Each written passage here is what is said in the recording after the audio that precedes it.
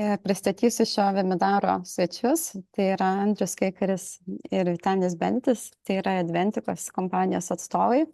Taip pat mano kolega Andrius Sokolovskis, su kuriuo dirbame BeMyBond komandoje, esame bendrasavininkai verslo.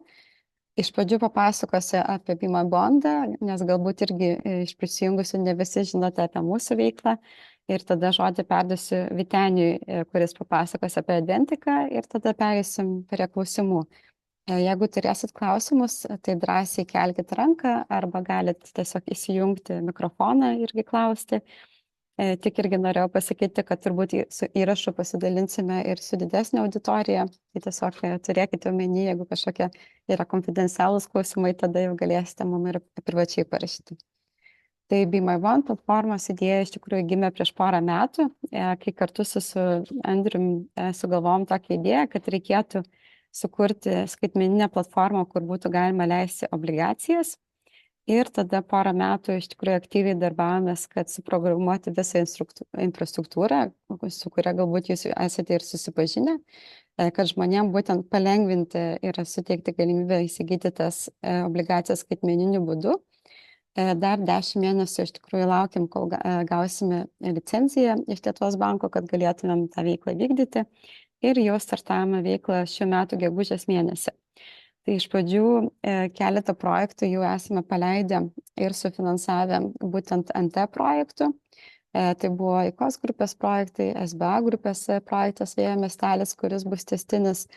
Ir matom, kad mūsų klientai yra labai įpratę, kad įsigyti obligacijas su NT užstatu. Tai irgi šio seminaro tikslas yra toksai gal ir edukacinis, kad papasakoti, kaip atrodo būtent obligacijos, kur jos daugiau yra orientuotas į verslo finansavimą, būtent plėtros finansavimą, refinansavimą esamų paskolų. Ir tai yra kitokio tipo užtikrinimo priemonės, nebūtinai tai turi būti kažkoks fizinis pastatas ar ne to NT įkeitimas. Tai gal, Vyteni, pradėsiu nuo jūsų. Galit kokias 10 minučių papasakoti apie pačią Adventiką, nuo ko viskas prasidėjo, kaip augote, kaip jūsų verslo modelis atrodo, ir tada galėsim perėti prie konkrečių klausimų. Būtinai smagu. Iš tikrųjų, tik duokit man pakalbėti. O jeigu rimtai, bandysiu sutilpti tas 10 minučių, nes tikrai yra ką daug ką papasakoti. Reikia dar gal nuo to pradėti, kad nesu vienas. Mes, kurie sukūrėm Adventiką, iš tikrųjų esame dabar 3 įkūrėjai. Ir šiuo metu jūs taipogi matote Andrių Kaikurį, kuris nuo spalio 1 taipogi yra mūsų pasamdytas, yra direktorius visos įmonės grupės. Galbūt tie, kurie turi daugiau susipažinimo su kaip jau tie solidesni verslai atrodo, jūs suprantat, kad irgi solidaus žmogus ateimas į verslą ir už jo šturvalo irgi tam yra tam tikras požymis. Bet prie to tuoj prieisim. Kaipgi viskas prasidėjo? Gal pradėsiu nuo to, kad nebereikalo turiu trumpus plaukus, čia yra atspindys dar mano įpročių kariuomeniai, kuriai praleidau 17 metų ir su verslo partneriu Rolandu Valaičiu 2015 metais grįžę į Lietuvą po tikrai ilgų tarnybų. Mes ėmėmės, tai, kas mums buvo širdžiai miela. Tai buvo tokia, vadinkim, komandos renginių formavimo įmonė. Gal kam ir teko supažinti, jeigu Lietuvoje turite į verslus, galbūt ir darėme jums kažkokį renginuką, aktyves pramogas. Tai maždaug iki pat COVID mūsų įmonė buvo, aš drąsiai sakyčiau, tapome pirmieji, pirmaujančią Lietuvoje įmonę, toj srity, kur darėm aktyves pramogas, užsiėmimus. Ir pamatėm, kad iš tikrųjų yra įdomi niša, bet turime iššūkį. Tokį ganėtinai rimtą iššūkį, nors ir apie 300 renginių sugebėdom vasaros metu padaryti, bet, aišku, kaip sakyti, kaip kariuomenė įprasta procesų logika, valdymą ir taip toliau, nes atnešėm tą profesionalumą į rinką, kurioje nelabai jos būdavo iki tol, bet pamatėm, kad turim vieną iššūkį, o iššūkis vadinasi sezoniškumas. Jeigu žinot Lietuvos orus, man atrodo visi gerai susipažinę, vasara miela ir gera, atrodo čia rojus, o ten rudeniop jau žiemą jau truputėlį kitaip pasikeičia. Kaip sakyti, jokais, bet kas atsitiko, mes paraleliai taipogi pradėjom dirbti dar su vienu IP, tai čia anglicizmas toks intellectual property, tai gavom licenciją vieni pirmieji kakės makės. Vėlgi skamba gal šiek tiek vaikiškai, bet tai iš tikrųjų ganėtinai įdomi mums patirtis buvo, nes mes sukūrėme tada dar vaikų liniją. Vaikų liniją savo pramogų sraute, kurią darėme tuos vadinamosius mobilias pramogas. O šitiems renginiams, kuriuos vykdėm, tai atsirado mūsų spektre ne tik tai įmonės, bet taipogi ir miestų šventės ir panašiai. Tas verslas kaip ir turėjo toliau vystytis, bet mes, tą sezoniškumą sprendžiant, pamatėm, kad reikia ieškoti erdvių, kuriuose galėtum būti ilgą laiką, ištisus metus, ir kuriuose galėtum generuoti tą srautą, kuris, aišku, sukurtų tą visą verslo naudą. Natūralu, kad sukuriant tokį verslą, turint patalpas, kuriuose galėtum egzistuoti, jos turi būti komerciškai prieinama kaina, nes tai yra tęstinis mokestis, visiems suprantama, tai yra dalis viso biudžeto eilutės, kuri nusimatoma ilgam periodui laiką. Ir tada, kai pradedi galvoti apie tai, kur yra ta sinergija, ir čia yra labai svarbus elementas, kad sinergija atsiranda tada, kai tu ateini erdves, kuriuose tavęs reikia. Tai paprasta taip, ar ne? O erdvėms, kurios iš tikrųjų labai labai reikia, yra prekybos centrai. Kodėlgi taip? Nes prekybos centrai, tai niekam nepaslaptis, kad jau po kelių e-komercijos bangų, paskutinioji galbūt, sakykime, buvo covidinė, jie išgyvena didžiulę kaitą nuo to, kad jie tampa nebe prekybos centrai, bet prekybos ir laisvalapio arba pramogų centrais. Tai reiškia destinacijos, tai yra vietos, į kurias žmonės ateina tik apsipirkti, bet tiesiog praleisti laiką. Ir kitu atveju grynas prekybos centras jau tampa tiesiog nebesugeba egzistuoti.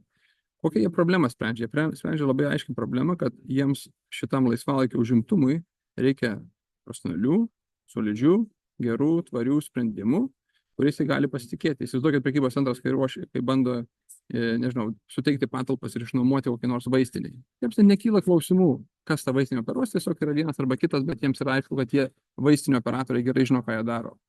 Žinokit, pramogų versle visiškai kitaip. Pramogų versle yra ganėtinai maža pasirinkimo, nes dauguma žaidėjų yra vietiniai ir turintis, ribotas žinias, gal taip sakykime. Ne? Tai nuo to mes ir pradėjom, kad mes jau ta patirtis, kurią turėjom Emovens įmonėje, jūs galite, aišku, istoriją pasiskaityti patys, rekvizitus ar panašiai. Mes ją dabar uždarinėjom, kad fokusuotumės pilnai į Adventiką. Ir mes nusprendėm tada ir migruoti iš tą pusę. Ir mums pasisekė tuo metu, kad atradom bendrą kalbą jau sinergiją iš anksčiau esančių projektų su prekybos centru Ozas, kurį tikiuosi esat daugumą jūsų jau aplankę anksčiau. Ir aktyvavom tokią labai labai neįprastą erdvę pas juos. Kai pastatėm Adventiką, pakalbau pop-up su mūsų, mes nuėjom į Rūsį. Ir mažiausiai žinoma vieta. Visą didžiąją dalį, man atrodo, lankytojų Ozo prekybos centro net nebuvo visiškai žinoma, kad neegzistuoja. Tenai įsirengėm, ne tik įsirengėm, bet atvedėm dar partnerį plaukimo akademiją, kurie turi baseinus, ir šiuo metu tai yra pats populiariausias prekybos centro Ozo įėjimas. 4 milijonų per metus lankytojų Ozo Adventikos pramogų parke apsilanko, tai yra suaugę ir vaikai. Ir mes pamatėm, kad tai yra labai teisinga mūsų hipotezė buvo darydami prielaidą, kad toks yra poreikis abiems, tiek klientams, kurie nori lankyti tokius parkus, tiek prekybos centram, kuriem reikia tokių sprendimų. Tikrai galiu daug labiau įsiplėsti visą tos detalės, kodėl ir kaip tas vyksta, bet aš norėčiau truputėlį apie strateginį dar vieną konceptą pasakyti. Tuo metu, kai mes kūrėm Adventiką ir galvojom, ką mes čia darėm, mes aišku mąstėm apie savo pirmąją Adventiką. Mąstėm taip, kaip mes esame įpratę. Kariuomeniai pas mus yra procesai labai aiškus.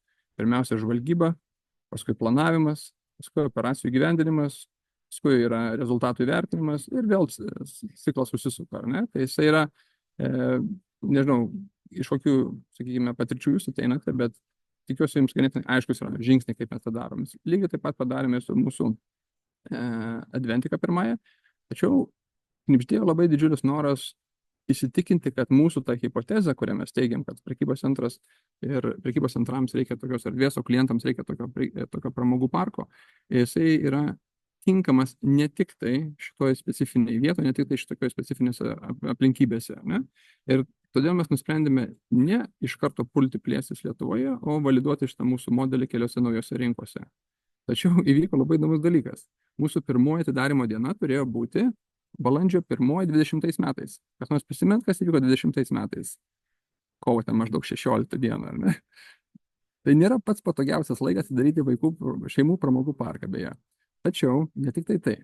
Kaip sakyti, angliškai fast forward į priekį truputį pajudant, 21 metais per Bastilijos dieną, Liepos 14, mes atidarėm ir padarėm savo naują investiciją Rygoje į prekybos centrą Olimpiją. Tai yra centre esantis prekybos centras, kuris buvo visiškai nuvalkiotas, nudėvėtas ir perspektyva jam buvo jau 6 metus praktiškai nebuvo naudojamas. Mes esame dalis jo atnaujinimo, atgaivinimo ir ganėtinai svarbi dalis. Ir pamatėm, kad iš tikrųjų, gerai, artimoje aplinkoje, Latvija ne taip toli, ne, čia 3 valandas ir nuvažiuojam, tas modelis veikia. Ką darom toliau? Dairomės ir žiūrim. Tačiau pamatėm taipogi, kad norint plėsis ir daryti iš tos, kaip sakyti, štampuoti verslo prasme, žiūrint tas mastelis, kaip sen sako, didinti mastelį, mes turime susikurti piltuvėlį, į kokias erdvės mes galim nueiti. Nes pasirodo, erdvės, kurios mums yra reikalingos, jos konkuruoja su tokiais dideliais prekių ženklais kaip Zara, kaip ten Primarkas ir panašiai. Netaip yra, žinokit, lengvai su jais pakonkuruoti, nes mes esam, galiausiai supratom, kad esam inkarinis nuomotojas. Ir mūsų tos vertės, kurias mes atnešam, jos turi tikrai gerai būti tinkamu laiku ir tinkamai pozicionuotos. Tai kas nuo to prasidėjo? Nuo to prasidėjo profesionalus plėtros planas, kuriame mes pradėjome rinkti vietas, kuriuose mes norėtume patekti su kriterijais, kurie mums tinkami, su ateities vizija žiūrint kelis metus į priekį, nes tokios erdvės paprastai tiesiog nesimėto. Tuo metu labai įdomi šaly pasirodė dar viena galimybė, tai yra Kišiniove, Moldovoje. Daug kas kraipė galvas ir nustebę buvo žiūri, bet jeigu bent kuris nors iš jūsų esate buvę Moldovoje arba toje pačioje Ukrainoje, aišku, dabar karo metu turbūt situacija kitokia, žinote, kad ten yra taipogi galimybės. Ir Moldova parodė irgi tokį įdomų kontekstą, kur mes atsiskleidėm, kad yra mažai labai konkurencija, įsivaizduokit Lietuvą prieš 20 metų ir mes atnešėm tą vakarietiškumą, profesionalumą į jų milijoninį miestą, į Kišiniovą. Tas pasiteisino tikrai labai gerai ir ne tik tai, kad mes iš tikrųjų dabar gruodžio mėnesį darysim dar vieną parką su truputėlį dar išvystyta nauja koncepcija vyresniems vaikams ir suaugusiems. Dabar grįžtant į tą mūsų plėtrą. Natūralu, kad į rytus kiek bekeliautum, jeigu ateini ir vakaruose beldėsi, jie tave žiūrės labai atsargiai. Kas čia per rytiečiai, kurie nori pas mus ateiti? Nepaprastai vakarai ateina į rytus. Mūsų filosofija truputį kitokia, pradėjome iš kito taško, ar ne? Tai mūsų vektorius dabar pasikreipia ganėtinai rimtai į vakarus ir kad tenai nueitume, mes turėjom dar vieną tokį tiltelį peržengti, buvo galimybė į patį stipriausią Slovakijoje.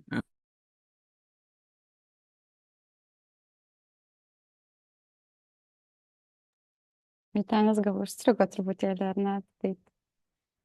Tiesiog paminėsiu, kad Vytenis Barselonos oro uoste šiuo metu yra, tai gal ne visada turi gerą ryšį. Tai Aš pabandysiu gal tada pratęst truputį. Andriu, tada jūs perimkite, galima. Tai iš tikrųjų sekantis plėtros žingsnis buvo Slovakijoje. Eurovėja prekybos centras iš tikrųjų didžiulis nekilnojamo turto vystytojas ir operatorius Slovakijoje, arba tikriausiai gal net vienas iš didžiausių. Tai mūsų parkas ten veikia nuo šių metų balandžio gegužės mėnesio, iš tikrųjų pats jauniausias ir mažiausias. Įsikūrėm labai įdomioje ir keistoje erdvėje, tai mes čia mūsų vienas toks iš privalumų yra, kad mes neatsinešam tiesiog štampuoto kažkokio tai standartinio sprendimo, jie visi yra pritaikomi tai specifinė erdvė, kad maksimaliai išnaudotumėm tiek pačią erdvę, tiek sukurtumėm tai, kas realiai yra patrauklu ir ganėtinai naudotinai yra. Tai pavyzdžiui, Slovakijos prekybos centre įsikūrėm buvusioje food courto erdvėje. Tai labai įdomi irgi su didelio panoraminiais stiklais, langais, tokia riestainio pusės, riestainio formos. Tai va, tai čia šitos mūsų plėtros. O visai praradom Vytenį. O šiuo metu kol kas, ką mes jau esam startavę, tai Vytenis minėjo Moldovoje, planuojam iki metų galo atidaryti naują konceptą biškai didesniems vyresniems amžiaus grupėms ir startavo iš tikrųjų grevimo darbai Vokietijoje, vienam iš didžiausių Vokietijos prekybos centrų turim ganėtinai didžiulį plotą atidaryti irgi naujam parkui. Yra toks nedidelis miestelis Mülheim, vakarinėje Vokietijos daly ir taigi pradėjom griaut, planas yra kitų metų vidury jau jį atsidaryti.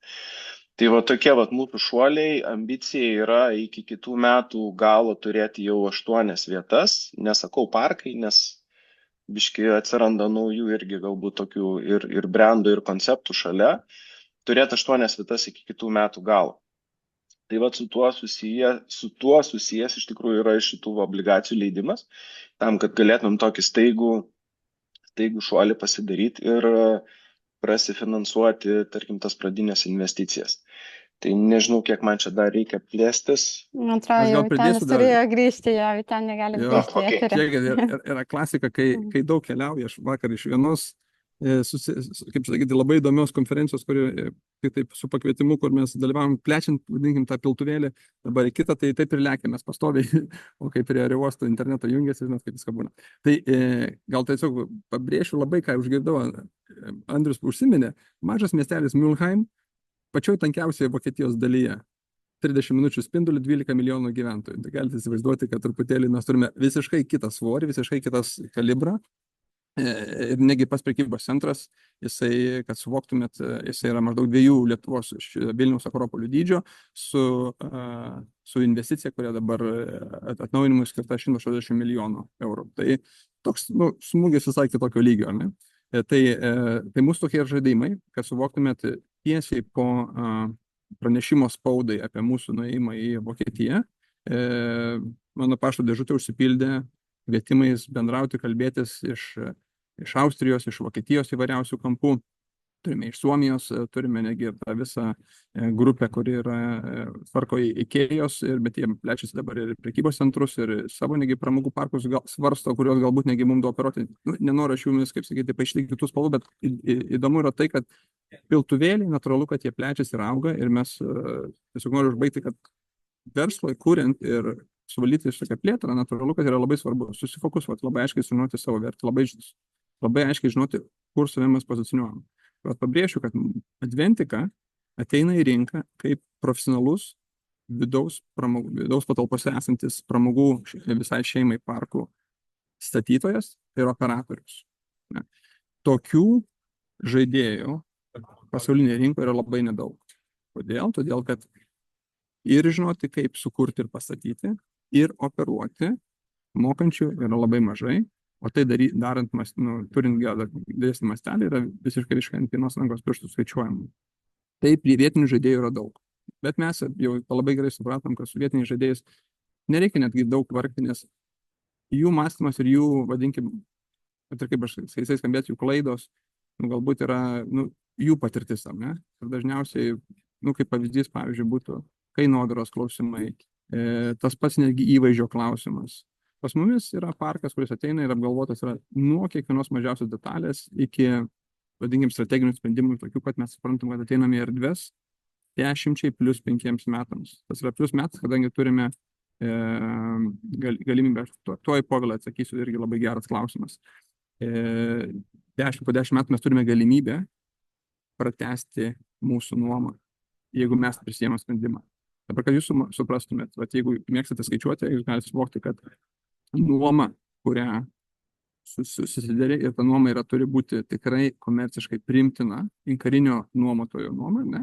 Jinai tau garantuoja galimybę savo verslą vystyti ir turėti stabiliai jį 10 metų priekį. Tai angliškai, žinot, yra tie apsauginiai grioviai moats, kaip jie vadinasi. Kaip versle visą laiką sakoma, kaip mes apsiginam savo erdvę. 10 metų, kai tu ateini gerame prekybos centre, geroje vietoje, su geromis nuomos sąlygomis, net nebėra diskusijų, apie ką tu gali daryti. Su sąlyga aišku, kad tu žinai, ką tu darai. Ir tada tikrai gali paimti ir tą verslą išvystyti ir jį sustiprinti labai, labai tvarkingai. Kai parkas yra pastatytas, jo pajamos nepradeda augti ten kosmiškai. Jisai nuo pirmo mėnesio mūsų visi parkai dirba pelningai. Nuo pirmo mėnesio, kai mes pradedame operuoti. Tai reikia dar irgi suvokti. Taip yra augimas, bet jis nebėra eksponentas, nes mums reikia pirmiausia pradėti važiuoti, tada mes jau turime labai aiškų verslo modelį, kuris mums veža į priekį. Dėl to mums yra labai aiškus, kas įvyks Vokietijoje, nes mes jau turime istorinius duomenis, kuriais galime remtis ir stebėti, prognozuoti mūsų ateitį, bei, aišku, mes, nepamirškite, buvę kariškiai, mes turime geras, vadinkim, žvalgybinės priemonės, tai reiškia konkurentų analizę, supratimą ir taip toliau. Ne? Dabar mačiau, kad buvo vienas klausimas dėl Lenkijos, tai čia labai geras klausimas, kodėl... Gal, Vyteni, gal išsistabtelkim. Gal jeigu į klausimus perinam, tai gal, nežinau, tada Indrė arba Andrius pamoderuos, nes klausimų yra daugiau čiate. Tai aš padėsiu, jeigu galima dar porą klausimų, kad geriau suprastų klausytojai vėlgi patį verslą ir tada pereisiu ir prie klausytojų klausimų.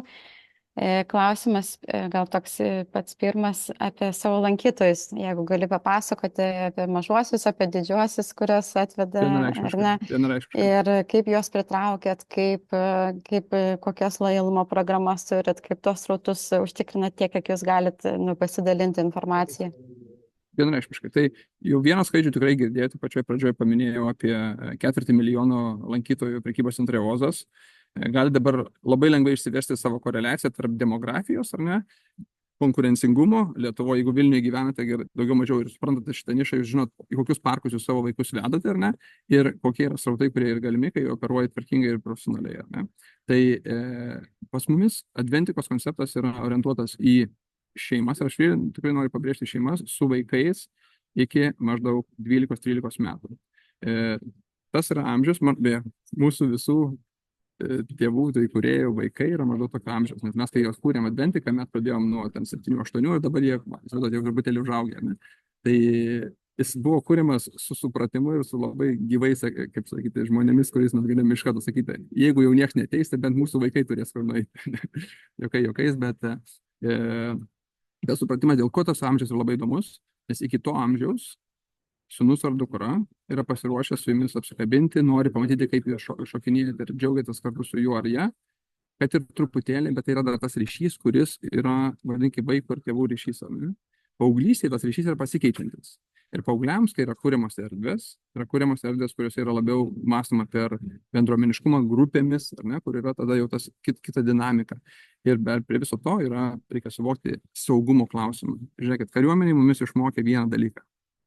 Ir tai yra saugumas, yra fundamentas, tai yra pamatas viso ko. Tu negali jo nei ignoruoti, nei apie jį galvoti kažkaip taip, tai jis yra tiesiog visame kame jis turi būti įpintas. Tai kai mes sudedam dvi tokias grupės vyresnių ir mažesnių vaikų, saugumas ženkliai sumažėja, rizika ženkliai išauga vien dėl to, kaip jų yra elgsena kokia. Ne? Dėl to Adventikas fokusavo labai aiškiai auditoriją, kurioje vaikai yra iki 12-13 metų. Netgi tarp jų yra tam tikros zonos, kurios yra atskirimas tam, kad vaikai galėtų turėti dar saugesnę zoną savo visiškai mažų, tarkim, kategorijoje.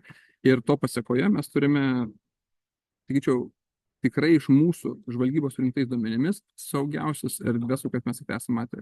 Pas mus greitusios atvažiuoja ypatingai retai, aš netgi apie jas neturėčiau net minėti, ir dažniausiai būna dėl močiučių, kurios, žinot, visko būna. Tai gal tiek apie auditorijas. Dabar tas modelis pasiteisino kitose šalyse ir jisai proporcingai atnešė tokius pasrautus, kokių mes ir tikėjomės tose visose 4 šalyse, kur mes dabar operuojam.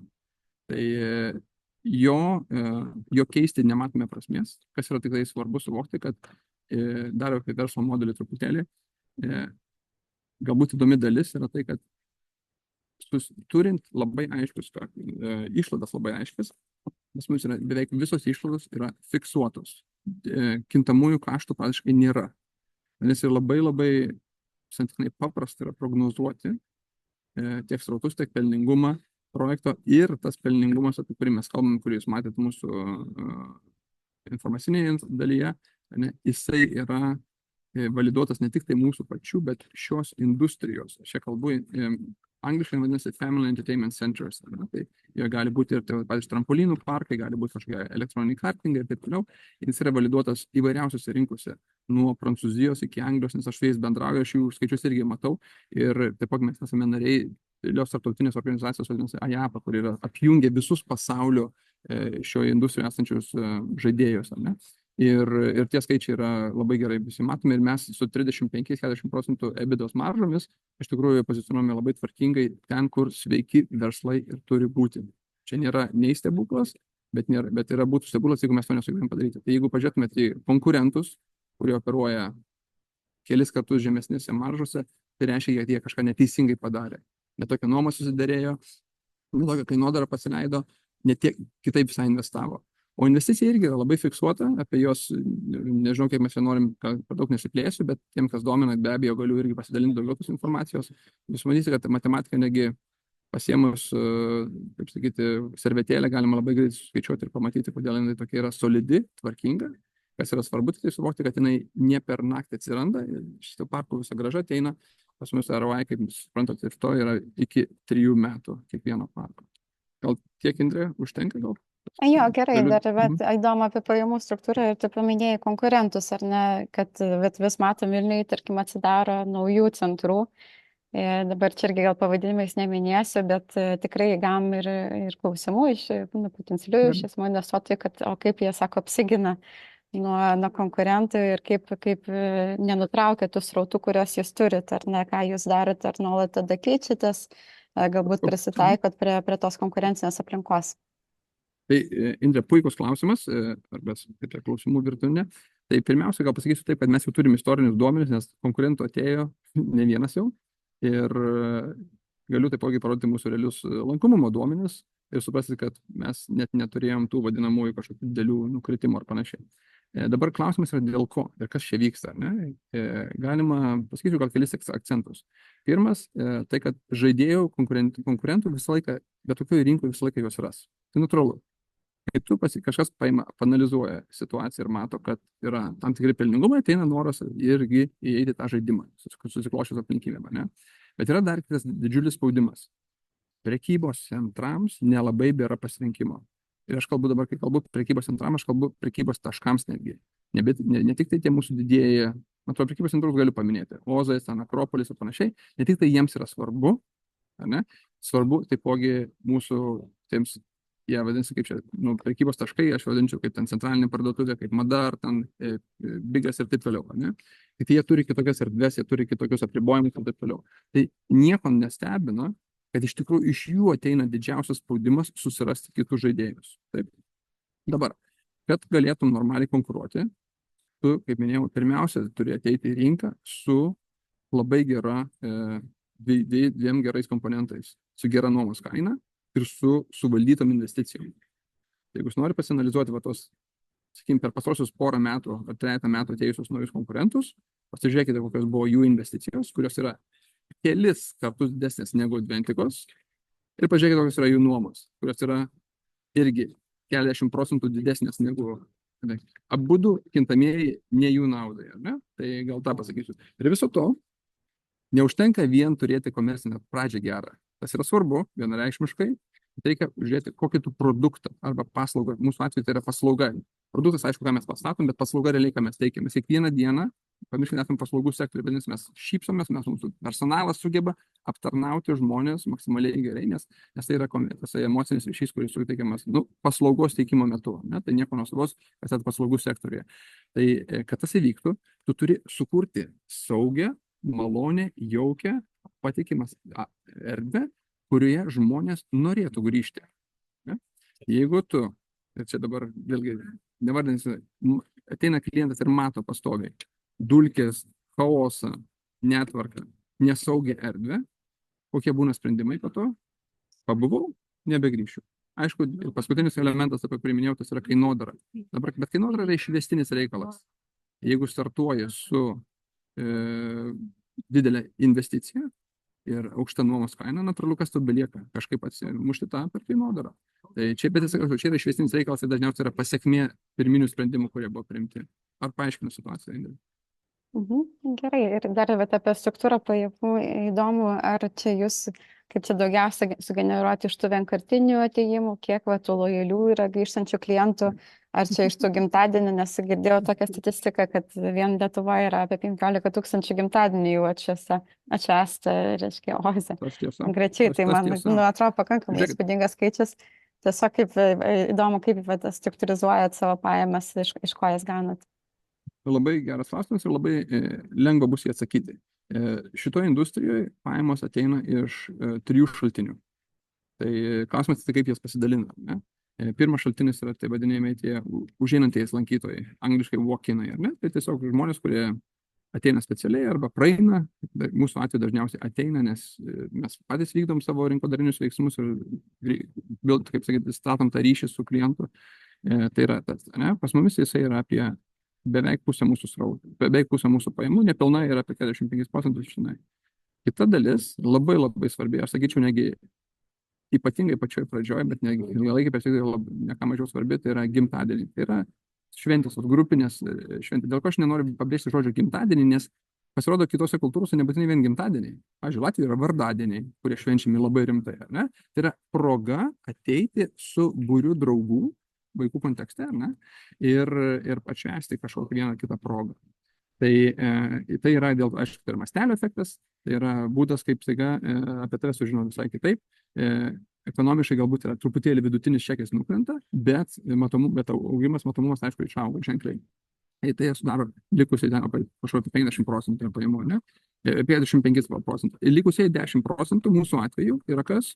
Tai yra klasikiniai apseilai, ne? Kaip čia angliškas tas žodis, tai reiškia mūsų visokie gėrimai, mūsų užkandukai, žetonai ir taip toliau. Ką reikia suprasti, kad šitas proporcijos šiek tiek kinta skirtingose erdvėse, skirtingose rinkose, natūralu kur pozicionuoji, kokioje prekybos centre, kokią labiau auditoriją pritraukia, ar labiau atvykstamai, ar labiau turistinė ir taip toliau. Bet čia jau detalės. Tai.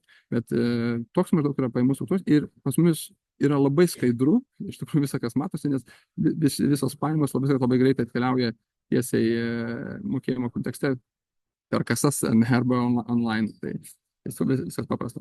Ar atsakiau klausimą? Ja, labai gerai, ačiū. Dar trumpai apie skirtumus. Čia paskutinis mano klausimas, nes paminėjai, kad Latvija švenčia vardadienius, ar dar yra kažkokių esminių kultūrinių skirtumų. Nes šiaip, kaip suprantu, tendencijos yra, kad vienas dalykas, kad nebešvenčia švenčių namuose, ar na, tai yra kaip su ta mada ar trendas, kad švęsti kažkokiose jau viešose erdvėse, galbūt ten su animatoriais ir taip toliau.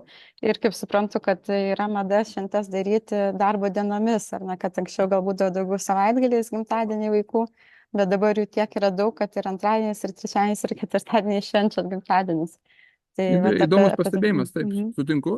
Gal pradžiai pasakytų egzotiškesnį dalyką. Pavyzdžiui, Moldovai žmonės mėgsta užsėsti stalus 6 kokiom valandom. Ne tai kaip pas mumis operatyviai, ar ne, taip vakarietiškai, efektyviai. Ten, kai ateina, ten mėgsta taip pašvęsti jau normaliai, 2-3 periodus paima vieną po kito. O jeigu rimtai, tai dabar, aišku, žiūrėkit, mes visi judame tą pačią vakarietiško kapitalizmo, ar ne, scenarijų, kur laikas yra branginamas, kur ieškoma to mastelio efekto negi asmeniniam gyvenime. Tai iš ko šventės atsiranda ir restoranų kultūra, ir švenčių kultūra, kur yra kitur, dėl to, kad mūsų gyvenimo būdas keičiasi. Mes visai kitaip vertinam savo laiką ir savo erdvės asmeninės. Ir natūralu, po to pasiekoje atsiranda ženklus poreikis šitų švenčių, kur būtų kitur. Kas liečia dabar, kaip to šventės švenčiamos, tai aišku, čia yra labai jau vietiniai niuansai, vietinės kultūros apraiškos. Ir aš nebūtinai vadinčiau čia mada. Čia yra tiesiog, gal labiau negi ekonominis faktorius, ar ne? Aišku, jis pamatomas, žmonės mėgsta pažiūrėti, ką kiti daro ir šiek tiek išskirti, bet tuo pačiu metu ir pakopijuoti, tai to pasiekoje nematom jokių prielaidų, kad šitą, kaip jūs įvardinot, mada jinai kistų. O kas liečia, vėlgi, savaitgalį, nesavaitgalį, čia, man atrodo, atsiranda dar vienas vertinimas per tai, kad ne tik tai yra užimtumo klausimas, bet taipogi atsiranda klausimas, kaip aš dabar, kokia yra darbo kultūra dabar, nes labai yra daug to darbo iš namų, tokio nuotolinio darbo, kur atsiranda žmonės turi truputį lankstesnį grafiką. Ir to pasiekoje, mano galva, jie priima tokius sprendimus, kad kodėlgi nepadarius to, kai yra su mažesniais užimtumais, mažesniais srautai ir bus gal daugiau tos erdvės, daugiau to streso savaitgalinio, kurį dažnai patiria. Žiūrėkit, ar tu tėtis, ar tu mama, jeigu tai yra tavo vaiko šventė, vis tiek kas esate tą patyrę, žino, kad tai yra vis tiek nori kuo mažiau, kad to vargo būtų. Tai mes pasitengiam sukurti bent tą erdvę. Pas mums yra krūva miniatiūrinių, bet labai svarbių sprendimų. Pasakysiu tai vieną pavyzdį. Po gimtadienio iš adventikos nieks nėra išvaromas. Nieks tau nesako, tu varyk iš čia laukan, pasibaigė tavo laikas ir švęs toliau. Taip, ramiai atlaisvink kambarių. Bet negi tėvams yra svarbu dar truputėlį tarpusai pabendrauti, atsisveikinti normaliau, nes jausti, kad čia atidirbo išlėkiu, ne? Emocinis ryšys yra tas, kuris palieka ir gražina tą klientą atgal. Baigiau, nes aš galiu ilgai plėstis. Viskas gerai. Ar Vytenė, tu matai klausimus, ar man jos perskaityti, kaip to paprašiau, ar tu, jeigu gali, tada tiesiog pasižiūrėk nuo pat pirmo, ar gali pailiui eiti, matau, kad ir mums yra klausimų, mes ir galėsime atsakyti. Tai pradėkime tada nuo Gintarės, ne? Ar jūsų veikla apdrausta, kas nutiktų vaiko stiprios traumos mirties atveju identikoje? Taip, visų pirmiausia, prieš kalbant, sutinku, mes kalbame apie ekstremus, tos edge cases, ar ne, kur mūsų veikla vienareikšmiškai yra apdrausta, čia nėra neklausimų apie tai, apdrausta nuo netgi nepradėjus dar veiklos, nes draudimas yra draudimo įvairūs, pas mums yra 3 skirtingi draudimai, Tačiau, ką reikia suvokti, mes nesame darželis, kur nešame pilną atsakomybę už vaikus, ne, vaikų priežiūrą. Mes nesirūpiname. Ką mes rūpinamės, mes patekėme platformą, kurioje yra suteikiamas saugios, maksimaliai saugios sąlygos pramogauti ir vaikai pagal įstatymus, kur amžius reikalaujantį, kad tėvų priežiūros, jie privalo, kad tėvai jos prižiūrėtų. Ne? Tai nes yra įvairios amžių kategorijos pagal įstatymus, jeigu žinote, iki 6 metų, iki 12, paskui ir taip toliau. Tai čia yra viena dalis. Ne? Kas įvyktų blogiausiu atveju, natūralu, kad įvyktų tai, kas įvyksta visam pasaulyje. Būtų aiškinamos situacijos ir paskui būtų kažkokie teisminiai sprendimai, jeigu būtų kitokio reikalo nueinama, ar ne. Pas mumis yra buvę, tikrai nemeluosiu labai atvirai, yra 2 atvejai buvo, kur buvo susižeidę vaikai, kur buvo kojų ten skilimai, net nelūžiai, ar ne. Man pasirodo, buvo turbūt keblesnė situacija, aš tikrai nenoriu labai čia gilintis į tai, bet ten buvo pakartotinės netgi traumos, ar ne, vadinkim taip. Ir mes tiesiog gražiuoju taikiai susitarėm, kad nes gausi taip, kad teisybė buvo mūsų pusėje, vadinasi, ta teisinė teisybė, ar ne? O mes siekiant to, kad iš tikrųjų, atsižvelgiant ir emociniam būklę tėvų ir taip toliau, mes tiesiog susitarėm taikiai, kad kitas situaciją išsprendžiam. Tai visur šitose srityse yra traumų rizika, bet jinai yra pas mumis, aš sakyčiau, istoriškai žiūrint, visiškai minimali. Visiškai minimali. Net nelyginsiu apie konkurentus, kuriuose greitosios atvažiuoja po kelis kartus per savaitę. Tai pas mus visai kitos, negi mastelis ten yra keli šimtai. Vytenį, jeigu galiu papildyti, tai iš tikrųjų, ką Vytenis minėjo, skirtingi reikalavimai skirtingose šalyse vaikų priežiūrai, mes juos visus labai gerai žinom ir visą laiką prisitaikom prie vietinės rinkos. Tai tų tokių tikrai ekstremalių atvejų nėra ir mes nesam ta įmonė ar tas kolektyvas, kurie mes norim kaip čia greit nusiplauti rankas. Mums iš tikrųjų rūpi visi mūsų lankytojai ir neturim jokio tikslo ten atiduoti, nežinau, ar teisėsaugai, ar teisminiam procesui. Mes visada norim susitarti taip, kad visos pusės būtų patenkintos. O kaip Vytenis minėjo, tai iš tikrųjų draudimai yra ir pradedant nuo infrastruktūros draudimų, pradedant paskui ir jau tada lankytojų draudimų ir baigiant irgi vadovybės draudimų visose įmonėse. Dar vieną dalyką, Vyteni, galvoju, tu paminėsi, bet iš tikrųjų, jeigu matom ir būna tokie atvejai, kur akivaizdžiai, tarkim, įranga kažkaip galbūt netaip suprojektuota, netaip sudizaininta, mes iš karto keičiam. Ir nepaliekam, mums saugumas, vaikų saugumas ypač yra labai labai svarbu. Ir čia yra dėl to, kad mes tą saugumą taip labai vertinam ir tuo pačiu esam tėvai. Ir visi mes turim ne po vieną vaiką ir mes žinom, kokie yra stresas ir kančia yra, kai reikia iš tikrųjų su vaiko trauma tada tvarkytis. Tai tą mes žiūrim labai labai rimtai. Gerai, dėkui, Andriau. Matau, kad Vytenis jau dingo iš eterio, tai aš gal tada paimsiu sakantį Be My Bond skirtą klausimą. Aš gal perskaitysiu, gal ne visi matė. Jeigu galite papasakoti kuo detaliau, kas nutiktų emitentui nevykdant įsipareigojimų, kokia Be My Bond platformos rolė būtų tokiu atveju įprastinėse sutelktinio finansavimo platformose, pati platforma administruoja nemokės paskolas, tačiau kaip šiuo atveju yra, kai leidžiamos obligacijos.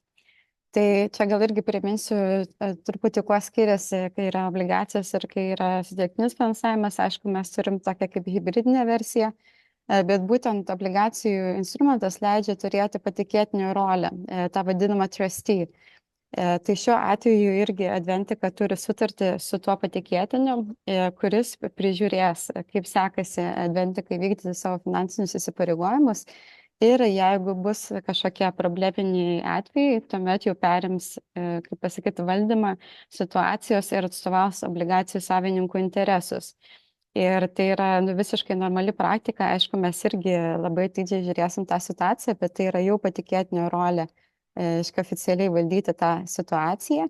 Mūsų atveju galiu pasakyti, kadangi irgi žiūrime tai yra pakankamai atsakingai ir rimtai, nors ir renkamės tikrai dirbti su partneriais, kur tikimės, kad tokių atvejų nebus, bet iš karto pasirinkom ir rekomenduojam patikėtinį, kuris turi jau bankroto administravimo patirtį, restruktūrizavimo patirtį.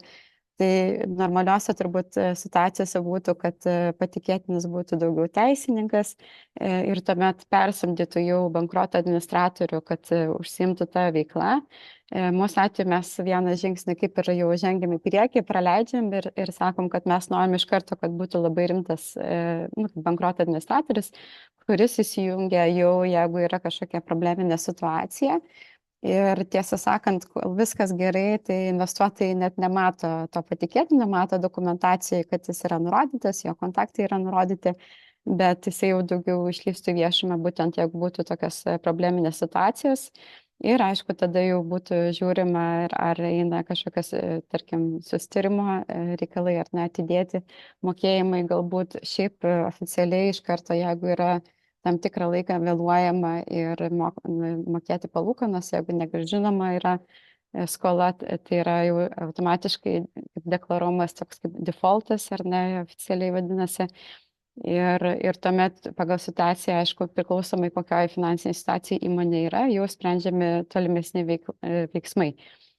Tai aišku, šita rinka apskritai Lietuvos yra tokia pakankamai jauna, iš tos pusės, kad net ne visi patikėtiniai rinkoje turi patirtį bankroto administravimo ir restruktūrizavimo, nes 15 metų ekonomika kilo į viršų ir tikrai visiems labai gerai sekėsi, bet pati esu dirbusi rinkoje 2008-2009 metais Londone, labai gerai atsimenu, kiek buvo problemų, tai tikrai, kaip siekiant jas užkardyti, į priekį mes pasirenkam rimtą partnerį, su kuriuo dirbti, būtent jeigu kažkokios būtų probleminės situacijos.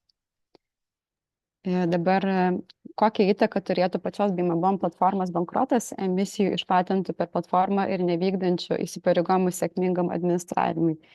Tai tiesą sakant, labai limituota, dėl to, kad vėlgi obligacijos tai yra vertybiniai popieriai ir jų valdymą galim perduoti, tarkim, bet kuriam turbūt skolos fondui šiandien rinkoje, bet kuriai finansų maklerio įmoniai. Tai tiesiog būtų perdavimas jau, reiškia, kaip administravimo tiek kuponų mokėjimo, tiek išpirkimo. Patikėtinis liktų tas pats, ar ne, kuris yra paskirtas nuo pat emisijos išleidimo pradžios. Bet ko gero, jeigu mūsų ir neliktų, tiesą sakant, ta įtaka tikrai būtų labai minimali pačioms obligacijoms. Dėl pačios, kaip čia, BIMABOM sveikatos finansinės, tai irgi galiu patikinti, kad nepaisant to, kad nesenai tik esam pradėję veiklą, bet jinai yra tikrai gera, dėl to, kad tikrai patys investavom porą metų stipriai į tą infrastruktūros kūrimą ar į visą tą produkto sukūrimą ir esam pasiruošę toliau irgi finansuoti, jeigu reikės, nes irgi nesitikim, kad, kaip pasakyt, nuo 1 metų platforma bus pelninga, nes tikrai reikia laiko, kad tos investicijos atsipirktų, ir žmogiškieji kaštai, ir čia komandos irgi dalis yra skambutė. Tai tikrai tiesiog žiūrim, kad irgi subalansuoti tos rautus, bet reikalai esant turim finansinius resursus ir išteklius tą subalansavimą daryti. Taip, žiūriu, kad čia gal mums irgi yra klausimas. Jeigu nebus išplatinta pilna apimtimi obligacija emisija, tai yra 2,3 milijono, ar grąžinsite piniginės lėšas, ar užskaitysite tą apimtimi, kokia bus išplatinta? Tai atsakant, aišku, žiūrėsim pagal situaciją, kiek išplatinsim, bet tiesą sakant, vis tiek planuojam tas, kaip čia, lėšas surinkti, jas paimti, panaudoti Adventikos plėtrai, nes jeigu skaitėt ir dokumentaciją, Adventika turi alternatyvius finansavimo šaltinius, jų šiuo metu turi apie 1 milijoną eurų skolą, tai tokiu atveju, tarkim, jeigu ne visa suma būtų surinkta, tai ta skola ko gero liktų, ar ne, ir tada mes jau finansuotumėm plėtrą. Vėlgi žiūrėsim pagal situaciją, bet turim tą kaip laisvės ar neveikimo pasižiūrėti, nes tų lėšų, kurios dabar jau yra šią dieną, čia per tas kaip 2,5 dienos surinktos, jos jau yra pakankamas Adventikai, kad jinai galėtų savo planus įgyvendinti. Čia gal, Andriau, galit šitą padengti, kaip jums pavyksta nusidėrėti geresnės nuomos kainas lyginant su konkurentais. Stipriai deramės ir susidarom. Andriau, aš nesu grįžęs, jeigu reikia, galiu paimti. Gerai, Vytenis gali papasakoti, nes jisai istoriškai derybininkas yra mūsų. Atsiprašau, ir dar klausimas, atsiprašau, kad, kaip ten sako, rupūžytė, rupioja, kaip čia pas mane su internetu, bet klausimas, ar padengia tą Lenkijos, Dar ne, aš grįšiu prie jo, tai jeigu tu galėtum gerai. dabar dėl dėrybų atsakyti ir tada galima pradėti supratau. perėti prie Puiku. Lenkijos jau. Tai dėl dėrybų yra situacija labai paprasta. Kaip ir bet kokios dėrybos ateini su įvairiausia paletė instrumentų, ne, kurie tu turi. Tai tavo stiprumas, pirmiausia, mūsų kontekste yra tai, ką mes sugebam, kokia yra mūsų istorija, ar ne, ir kiek mes suprantam, kur yra ribos, ką mes galim nusidėrėti. Tai tos žinios vadinti. Pradžioj, prisipažinsiu, buvom ganėtinai žaliukai, ar ne? Bet startavom, tos žinios labai greitai augo, nes tas yra be galo daug nuostabių žmonių, kurie mums padėjo su 30 ir plus metų patirtimi globale suprasti, įsigilinti, sužinoti, kas vyksta. Ir šiandieną tiesiog ateinam į mūsų dėrybos labai paprastai. Suprasdami, apsibrėžę iš anksto, tiesiog, ko mes siekiam pasiekti, ar ne, kokios yra mūsų laviravimo galimybės ir kokį mes modelį siekiam padaryti. Dažniausiai modelis mūsų yra toksai. Mes siekiame paimti 30% savo pinigų atėjimo, 30% kontribucija iš šito nuomotojo, tai vadinasi CAPEX kontribucija, kurie realiai įdeda tų pinigų, paprastai užtenka infrastruktūrai patvarkyti. Šiuo atveju, pavyzdžiui, šitam Vokietijoje mes turime didžiulę beveik 1 milijoną eurų siekiančią kontribuciją iš nuomotojo ir likusius pinigus mes skolinamės. Ne? Tokia yra modelis. Čia toksai, kaip sakyti, pirminis modelis, ne? Mes jį galim dar laviruoti, šiek tiek pakeisti proporcijas. Tai ką tikrai visi profesionalūs nuomotojai supranta, ar priešais juos sėdi žmogus, kuris ne pirmą kartą jau tai daro, ar tai kažkoks naujokas, kuris, aišku, mokosi ir dar gali jį aplink prieštavinėti. Tai ir labai pabrėšiu pabaigai, mes einame tik tai į santykius, kuriuose yra sinergija. Ir mes tai jau esam patyrę ne vieną kartą, kad matė iš šono, kitose atvejuose, kuomet jeigu tos energijos nėra, jeigu su nuomotoju nėra to ryšio, tai mažų mažiausiai yra pilnai neišnaudojamas galimybės, nes mūsų geras ryšys su nuomotoju taipogi įgalina jiems ženkliai geriau save pozicionuoti ir išnaudoti mūsų komunikacijos kanalus, kaip pavyzdys ir taip toliau. Antra dalis yra, aišku, tada, kas būna, jeigu yra sudėtingiau. Ir mes per COVID labai gerai pamatėm, kas buvo, kai buvo geras santykis. Tai buvo vienareikšmiškai labai supratingas ir racionalūs žingsniai daromi abiejų pusių, žiūrint, kaip padaryti, kad abiem pusėm būtų geriau. Ir tas labai pasiteisino, kai mes žinom, kaip buvo kitose situacijose, kur to nebuvo. Tiek, Indrė. Jo, dabar galim pereiti prie Lenkijos klausimo ir būtent kodėl nėra plėtros kaimyninėje Lenkijoje. Ir tada ir apie COVID-ą, tai užsiminė ir tiesiog kaip spręstum yra klausimas, jeigu dar kartą pasikartotų ta pati situacija. Gerai. Tai dėl Lenkijos. Patikėkit, Lenkija nuo pirmųjų dienų ir mūsų domenas užregistruotas ir visą kitą. Ne? Klausimas, nuvažiavam tenai, apžiūrėjom praktiškai visus Lenkijos pagrindinius miestus. Man atrodo, kokios 8 esam buvę. Didžioji prekybos centrų dalis mumis pasikvietė, išsianalizavom. Lenkija turi vieną rimtą iššūkį. Lenkija yra sekmadieniais uždarytų prekybos centrų šalis, ne? Taip, Vokietijoje irgi taip pat, bet Vokietijos yra truputėlį kita dinamika, nes pas juos yra erdvės, kurios daro prielaidas ir galimybės, kam leidžiama operuoti sekmadieniais. Sekmadienis yra apie 30% srauto, ne, pajamų srauto. Prie viso to, mes kiek analizavom, ką reiškia šeštadienio tokie poveikis. Šeštadienis pasirodo nėra, kad jis labiau išplėstų ar labiau sustiprėtų. Priešingai, šeštadienio vakaras tampa kaip mūsų sekmadienio vakaras, ne? Kuris yra dinamika ženkliai nukelia. Tai kas gavosi, mes kai pradėjom dėlioti verslo modelius, mes pamatėm, kad jų patrauklumas, palyginus su kitomis galimybėmis, nėra toksai, koks yra galimybės, kurią mes matom, ar ne, kitose šalise. Ir dėl to mes nusprendėme, kad tiesiog ūkiškų paskaičiavimų visus susirinkom kontaktus, visur pabuvom, bet atidėjom tai dienai, kai mes matysim, kad matematinis modelis jau prieina prie to, ko mes siekime turėti. Tikiuosi atsakiau tą klausimą. O apie COVID koks tai buvo klausimas? Jeigu pasikartoti dar kartą COVID situaciją, kaip spręstumėt, nes realiai parkas nebegalėtų veikti? Nu, žiūrėkit, labai yra paprastas atsakymas, man atrodo, ne? Darytum tai, ką tau vyriausybė liepia. Tu neturi galimybės pasirinkti šiandien atsidaryti, neužsidaryti. Ne? Šiais klausimais čia dilemos nėra. Kas liečia labiau, ar mes turime kažkokią pagalbę, ar mes turime kažkokius alternatyvius sprendimus, tai pirmiausia pabrėšiu, santykis su nuomotoju čia yra esminis. Nes jisai turi tą finansinį svertą ir galimybę ir jisai priima sprendimus, kaip jisai interpretuos ir galvos, ne apie sutartis. Nes nepamirškite, sutartys tas force majoras, jisai paskui irgi gali būti viena ar kita pusė. Bet kol tu teisiškai kažką išsiaiškinsi, tavo santykis tave realiai išplaukdins. Antra dalis yra, aišku, mes visą laiką savo įmonėse atlaikom finansinės pagalbės, kad turėtume galimybę geram pusmečiui į priekį dar funkcionuoti. Nu, paskui belieka, jeigu esi religingas, gali tą kryptį paeiti. Juokauju. Bet jeigu rimtai, tai tas spektras mes per santykį vienas iš esminių reikalų. Mūsų verslo modelis be abejo leidžia taipogi susimažinti mūsų apimtis, kiek mes tenai ką ir kaip darom, bet čia yra rizikos valdymo kontekste, man atrodo, bet kuriam verslui COVID-as, nes labai mažai išimčių būtų rimtas reikalas, rimtas iššūkis. Dar draudimą reikia pridėti. Mes turime ir veiklos draudimą vienareikšmiškai. Jeigu negalit veikti, ne, tada. Jeigu negalime veikti vienareikšmiškai. Čia visose šalyse tai yra vienas iš 3 draudimų, kurį mes paimame. Tai civilinės atsakomybės, turto ir veiklos draudimas. Kitas klausimas yra, Irida, ar planuojate ir kitus finansavimo šaltinius, kredito įstaigos ir panašiai ateityje? Kodėl šiuo atveju buvo pasirinkta BeMyBond platforma, o ne kitos platformos? Galima atvirai? Labai paprastai. Tai čia yra, nes šitas klausimas atsidaro iš 2 klausimų. Pirmiausia, kodėl mes nepasirinkom klasikinių finansavimo šaltinių, ar ne? Žiūrėkit, atsakymas labai paprastas.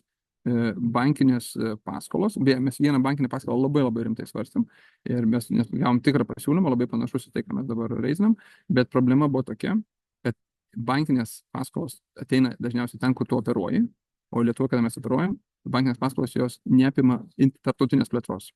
Ne? Čia yra juodai ant balto. Tiesiog viskas fain, statykis papildomus parkus Lietuvoje, gerai, dar Latvija, jokių problemų. Vokietija, ne pirmam projektui, ar ne? Tai čia yra labai paprastas komendantų užstatų klausimas, ar ne? Jiems jau atrodo tos užsienio rinkos truputėlį, kad tai nebe taip patraukliai. Tada mes, aišku, einame kitą skolos metodą, žiūrim, kas yra galimybė. Tai dabar klausimas, kodėl mes pasirinkom BeMyBond, ar ne? Tai labai nuoširdžiai, be jokio čia padlaižiavimo, šitą chebrą, kurią mes sutikom, Andrius su Indrė, jie yra savo srities profesionalai ir jie daro revoliuciją šitoje rinkoje. Taip jūs gal to nejaučiat, nematot, bet paklausykit bet kokių sumanių žmonių, kurie jūs tikriausiai daug geriau išradinus matot, kur yra atnešamas mastelis, kur atnešama technologinių inovacija, ar ne, kur atnešamas supratimas reguliacinių visų mechanizmų čia iš Andriaus pusės, ar ne. Jisai pakeičia didieji žaidėjai, natūralu, kad jie turės savo mechanizmus, kaip jie įpratę, bet čia tie pavadinkime, atsiprašau, Indrė ir Andriui dar mažiukai, ar ne, bet jie realiai atneša visai kitą žaidimo taisyklės. Ir man atrodo, bus labai įdomu stebėti, kaip tas bus ateityje. Tai mes labai visą laiką norim ieškoti ir žiūrėti tokių inovatyvių, rimtų sprendimų, kurie mumis irgi palaiko priekyje, o ne atgalia. Ne? Nežinau, atsakiau, bet tikiuosi. Aš dar Vytenį pridėčiau greitis iš tikrųjų, taip kaip Indrė ir Andrius kokį gali pasiūlyti greitį. Tai niekas iš didžiųjų žaidėjų apie tokius terminus nekalba. Kalba ten būna, nežinau, už 4, 5, 6 mėnesių. Kas pas mūsų veikloj yra labai ilgas tarpas, nes ateina prekybos centras, sako... Vienas parkas. Turim patalpas, ateikit, o jos yra dabar ir jeigu mes jų neimam, jų nebebus tam po mėnesio. Tai iš tikrųjų ir dar greitis jo. Bet suvokim, kad greitis yra pasiekmė, kaip jie sukūrė sistemą. Sistemą turiu omeny jų mąstymo, įvertinimo, padarimo, viso kito. Tai dėl to tik tai, kaip sakyti, thumbs up, ne? Toliau. Ačiū už gerus žodžius. Aš tiesiog žiūriu į laiką, jeigu norim sutilpti 1 valandą, kad netrukdyti žmonių penktadienio popietės, tai dar porą klausimų. Matau, Rūta daug turi klausimų, aš gal ir asmeniškai susisieksiu tada daugiau apie obligacijas papasakoti kaip instrumentą. Bet čia vienas yra geras klausimas, kur ir savo kolegai gal tada jį duosi atsakyti, kuo obligacijos yra patrauklesnės investuotojai lyginant, tarkim, su sutelktinių platformų paskolomis, kurios padengtos nt įkeitimu. Palūkanos labai panašios, tad kokie privalumai. Tai čia, kur ir kaip minėjau, tikrai nemažai sulaukdam klausimų, kaip čia su to nt įkeitimu, ar jis yra, ar nėra, ir kodėl jo nėra. Tai norėjau paprašyti, Andriau, jeigu tu gali šitą klausimą atsakyti. Taip, žinoma. Tai Vytenis labai gerų įžvalgų pasakė, gal mes ir iš BeMyBondo pusės šiek tiek tokį dalyką, mes nenorim, kad mūsų obligacijų platforma BeMyBondas žiūrėtų tik į nt projektus. Obligacijos yra šiaip ir pasaulyje, ir Europoje yra plačiaja prasme suprantamos kaip korporatyvinės visų pirma, tai yra verslo įmonės sektoriai, kurie veikia ne NT, nu ir aišku, tam tikra dalis, kas Lietuvoje ypatingai paplitę ir ką dabar matom, tai būtent obligacijos susijusios su NT projektais. Tai dabar, kalbant jau, jeigu labai konkrečiai apie reiškia, Adventikos atvejį, tai mes suprantam, kad tai yra ne NT projektas, bet kaip mes jį struktūrizuojam ir kaip mes žiūrim į rizikas, grinai šito verslo ir pačios obligacijos, na, yra jisai irgi žiūrimas per kiek kitus, kaip sakyti, svertus ir požiūrius lyginant su NT. Tai aš gal tada labiau paminėsiu, ką mes žiūrim ir kodėl mes manom, kad Adventikos obligacijos netgi neturėdamas NT užstato, jos yra priimtinos rizikos. Tai pagrindinis dalykas, aišku, mes žiūrim, kaip įmonė atrodo dabar, kokie yra generuojami srautai, iš ko jie yra generuojami, kiek yra prognozuojami srautai. Tai taip ir tiek informaciniam dokumente, kuris yra BIMAI-Bond platformoje apie Adventiką, matysite, tiek ir ką dabar paminėsiu. Esmė yra, kad įmonė turi, reiškia, jau srautus generuoja daugiau negu 2 metai, teigiamus, iš esamų 4, neseniai visai startavo, reiškia, pramogų centras, bet iš esmės uždirbama marža yra virš 30%, kas yra solidu ir pats piniginis srautas yra stiprus. Įmonė turi nemažus ir likučius, reiškia, sąskaitose, kas leidžia irgi matyti, kad likvidumas pačios įmonės yra pakankamai aukštas. Tai dabar, reiškia, srautai jau yra stiprus, skolos yra mažai, jos yra apie 700 000 plus dar akcininkų šiek tiek paskolos, tai yra apie 1 milijoną. Pati EBITDA, kas yra uždarbis, grinasis, sakykime, piniginis raudas, jis yra už praeitus metus 23 apie 1 milijoną. Prognozuojamas šių metų yra 1,7, kas jau matoma, kad tikrai yra labai arti to pasiekiamumo. Tai tas užskolinimas arba skolos ir EBITDA santykis yra, pridėjus dar ir piniginės lėšas, yra pakankamai mažas, kas yra beveik vienetas. Tai ir dar koks pagrindinis dalykas, kad įmonė labai stipriai dalyvauja, reiškia, visoje plėtroje ir viso finansavime, visos grupės savomis lėšomis, tai yra kiek jau buvo įdėta pinigų į pačią grupę ir, reiškia, sugeneruoti piniginiai srautai, kurie nebuvo išimami dividendų pavidalu, tai mes turim nuosavybės, reiškia, rodiklį aukštą, kuris yra virš 50%. Tai reiškia, visi pinigai, kurie sukasi pačioje įmonėje, yra akcininkų beveik virš 50%. Tai matant visą tą sveikatą, kaip sakyti, įmonės ir esamą srautą ir kur įmonė toliau eis ir kiek tie parkai esami, plus į kuriuos investuos, kiek jie generuos ateityje piniginių lėšų, matome, kad visas šitas, kaip pasakyti, projektas ir Adventikos būsimiai srautai, jie nuteikia labai pozityviai. Dabar kas yra su įkeitimais, mes įkeisim viską, ką įmanoma įkeisti. Obligacijos bus vienintelis išorinis, sakykime, finansavimas grupėje, dėl ko mes tą ir siekiam refinansuoti, nes tai, na, kaip kreditoriaus ir obligacijų turėtojai, reiškia, yra irgi tam tikras stiprioji pozicija, kai esi vienas su finansinė skola ir jeigu čia kažkaip, kaip sakyti, ne viskas klostytųsi sėkmingai, tai irgi tos pozicijos tik tai obligacijų turėtojų būtų pakankamai stiprios, žiūrint, ką reikėtų daryti toliau, tai likviduoti, ten parduoti ir ten visi kiti dalykai. Bet mes, aišku, čia žiūrim, kaip sakyti, blogiausią scenarių.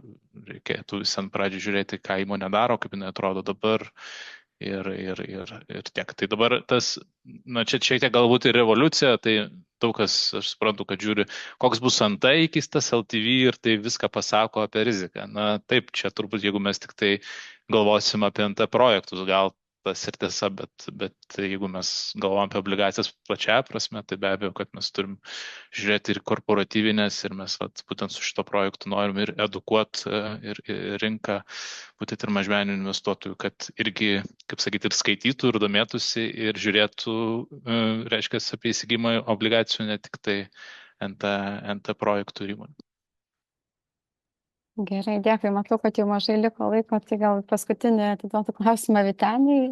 Aš irgi dar papildysiu kolegą, kad dar labai žiūrim ir komandą, ar ne, kas stovi už to verslą ir ar jie įgyvendins tą, ką jie yra užsibrėžę įgyvendinti. Tai mes tikim šitą komandą. Kas yra, kaip tik klausimas, yra kas jūsų verslo stiprybė ir kur matėte silpnybės, Vyteniai, ir tada trumpai ir jau pabaigsim. Tai labai įdomu, kad aš šitą klausimą pamačiau iš tikrųjų čiate ir kai mano galvoje sukosi atsakymas, pirmas reikalas, aš norėjau pasakyti, kas mes tokie esam.